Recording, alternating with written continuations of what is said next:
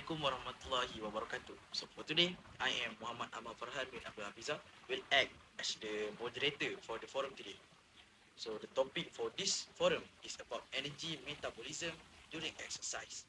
As we have learned, we have three energy metabolism exercises, which are lipids, protein, and carbohydrate. So to explain further, I will ask the first panel, which is ASMA AIYUNI, as the carbohydrate. So carbohydrate. Whether we are engaging in high intensity sprint exercises or endurance type activities, carbohydrates play a critical role in the energetic sustaining working muscle. So can you explain about how carbohydrates are stored in the body? So the two major sites for carbohydrate storage in the body are muscle and liver. Carbohydrates are stored in the form of glycogen and basically many strings of glycogen molecules attached to one another. Glucose, of course, is the form of carbohydrates that can be directly used by all cells in the body for energy productions. Individual glucose units are removed from the parent glycogen molecule for the purpose. The major function of molecule glycogen is to supply glucose unit for muscle energetic. The major glucose function of liver glycogen is to maintain blood glucose level, which is critical as during exercise extract glucose from the blood for fuel. Thank you for that great explanation. So for the second question, I would ask, what are the major factors that influence when and to what extent carbohydrates are used during exercise? At the bulk of carbohydrate used by the muscle come from our glycogen store. First, let me explain exactly how these stores are mobilized during exercise. So, individual glucose units are systematically removed from the main glucose molecule in the form of glucose 6-phosphate in muscle. This glucose 6-phosphate unit can now enter the pathway of glycolysis, eventually result in ATP productions. The breakdown of glycogen during exercise, known as glycogenolysis, is activated by the enzyme phosphorylase. Phosphorylase can be turned on during exercise either by an increase in the adrenal hormones, epinephrine, or by increase in the intracellular calcium level in the contracting muscle. Both of these mechanisms play a role in the activation of phosphorylase and muscle glycogen breakdown during exercise.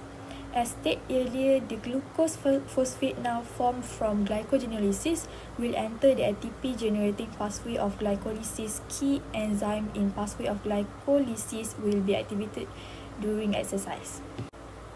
ATP generating pathways such as glycolysis are turned on when the energy charge of muscle drops below resting level. The greater the exercise intensity, the greater the rate of ATP utilization, resulting in a large drop in energy charge in working muscle. Basically, the greater rate of ATP utilization, the greater the activation of ATP generating pathways such as glycolysis. So let's examine more closely the relationship between the exercise intensity and glycogen breakdown. For example, for high intensity exercise, muscle glucose is being breakdown and depleted at a very high rate. There are two main reasons for this response.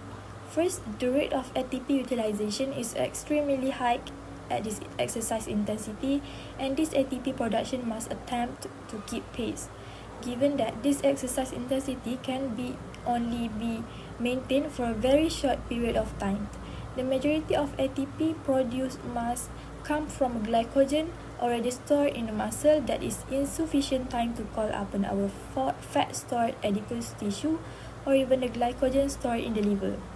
Second, at high intensity exercise, we will predominantly be recruiting our type 2 muscle fiber, which rely more heavily on a carbohydrate than fats for fuels. Now, let me explain about the concept of anaerobic versus aerobic carbohydrate utilization when glycogen and glucose unit are breakdown anaerobically via glycolysis. Only 2 ATP are produced. However, when the exact same glycogen or glucose unit are breakdown aerobically, 30 ATP are produced.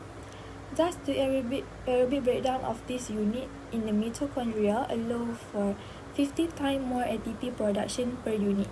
As a result of of these greater ATP productions, the muscle can afford to use carbohydrate at a much slower rate. It is worth nothing that whether glucose is broken down anaerobically or aerobically, the initial 10 steps in the pathway of glycolysis are identical. So from carbohydrate explanation, what can I summarize here is carbohydrate are major fuel used by working muscle. The exercise intensity and fiber requirement are major factor determining carbohydrate utilization. There is a limited amount of carbohydrate stored in the human body. The activation of glycogenolysis and glycolysis are regulated by multiple factors, including hormones, intramuscular calcium level, and the energy. So for the next panel is Ibn Akil as a lipid. So lipid, can you explain to me about lipolysis process during exercise? So thank you moderator for the question. So I will answer the question, which is what the process of lipolysis during exercise. So lipolysis is a process that involves the breakdown of stored triglyceride or fat within adipose tissue into glycerol and free fatty acid. Hormones such as epinephrine and norepinephrine, which are released during exercise, stimulate lipolysis. But during exercise, the body on various energy source to meet the increased energy demand. Lipid, which include fat and fatty acid, can serve as an important energy substrate during exercise, particularly during low intensity and prolonged activities. Here's uh, Here's an overview of energy metabolism for lipid during exercise. So, before I already explained about lipolysis, now I will explain about mobilization, uptake and transport, beta oxidation, tricarbolic acid, electron transport chain, and ATP production. So, for mobilization, once released from adipose tissue, glycerol and free fatty acid enter the bloodstream and are transported to the working muscle. So uptake and transport in the muscle, free fatty acid are taken up by muscle cell and transport into mitochondria, the cellular organelles responsible for energy production. So for beta oxidation, within the mitochondria, free fatty acid undergo beta oxidation, a series of enzymatic reactions that break down free fatty acid into acetyl coenzyme molecule. Each round of beta oxidation produces NADH and FADH2, which are important in the subsequent stage of energy production. So for tricarboxylic acid cycle, acetyl coenzyme enter the tricarboxylic cycle, also known as a Krebs cycle or citric acid cycle. This cycle involves a series of reactions that further break down acetyl coenzyme and generate electron carriers for NADH and FADH as well as ATP. So for electron transport change, NADH and FADH2 produced in the previous step enter the electron transport chain, a process that occurs on the inner mitochondrial membrane, and ETC or electron transport chain utilize these electron carriers to generate ATP through oxidative phosphorylation. So for the last, ATP production. ATP production as the electron transport change pass electron along the chain create a proton gradient across the inner mitochondrial membrane. This gradient drives ATP synthesis via ATP synthesis, resulting in the production of ATP. So thank you Lipid for the explanation. So next question that I would like to ask is there a change in metabolism for lipid when doing a low intensity activity? So thank you moderator So I will answer the second question, which is there a change in metabolism for lipids when doing low intensity activity? So yes, it have a change metabolism for lipid when you do a low intensity activity.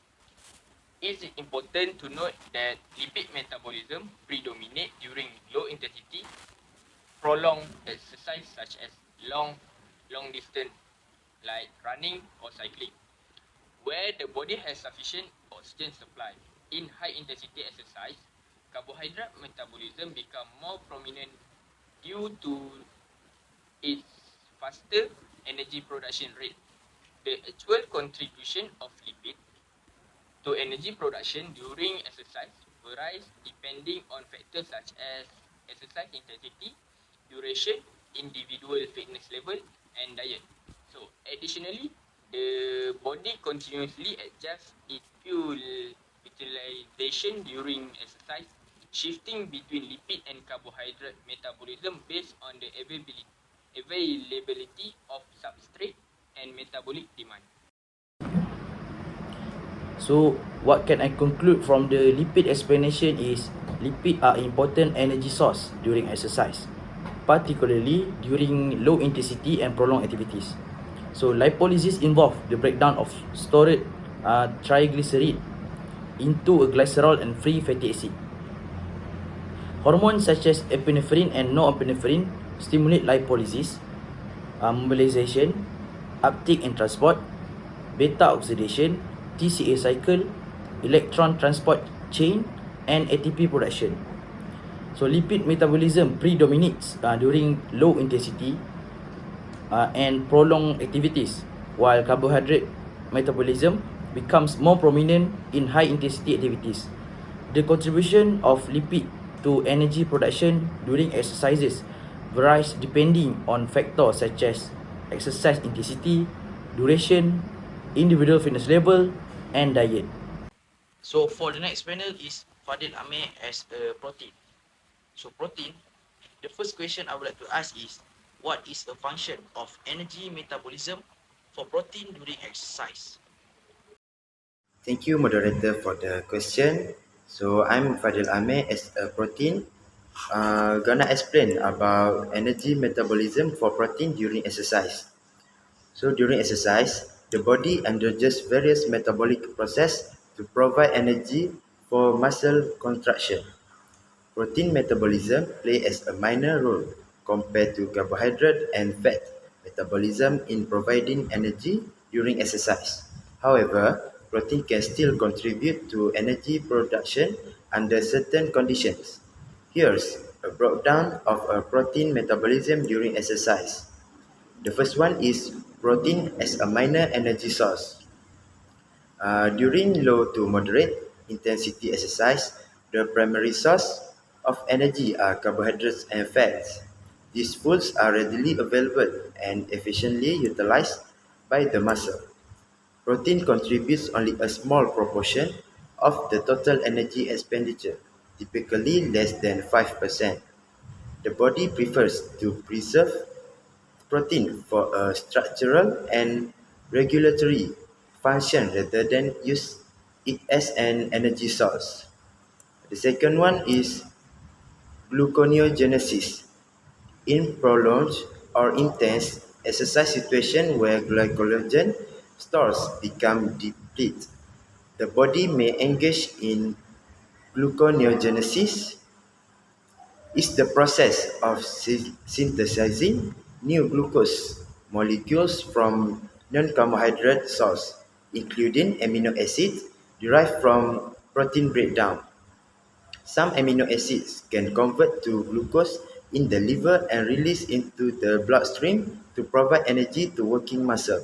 However, this process is typically minimal during exercise compared to the utilization of carbohydrate and fats. The third one is muscle protein breakdown.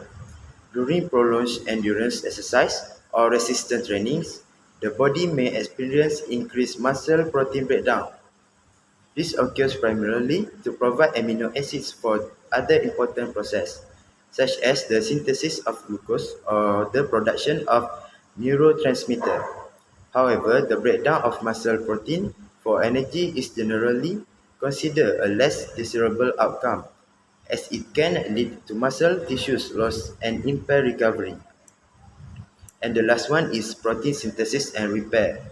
Exercise, particularly resistance training, stimulates muscle protein synthesis, which is the process of building new muscle proteins, while protein synthesis requires energy. It is generally balanced by the energy intake from the diet rather than relying on protein breakdown for food. So thank you, Protein, for the explanation. So next question that I would like to ask is, do you think carbohydrate and fat is more important than protein as an energy source? Okay, thank you again to moderator. So yes, it is important to note that meeting the body energies needs through an adequate intake of carbohydrates and fats is more efficient and sustainable than relying on protein as an energy source. Consuming an appropriate amount of protein in the diet is crucial for supporting muscle repair, recovery, and overall health, rather than as a primary energy source during exercise. So what can I conclude here from the protein explanation is protein metabolism plays a minor role in providing energy during exercise, but can still contribute to energy production under certain conditions. And protein contribute only a small proportion of the total energy expenditure, typically less than 5%. So what can I conclude in general about the topic of our forum today is that the main source of energy metabolism is carbohydrate, followed by fat and protein. So if you are an active person and lose sport, you need to increase your intake of carbohydrate in your daily diet in order to have enough energy.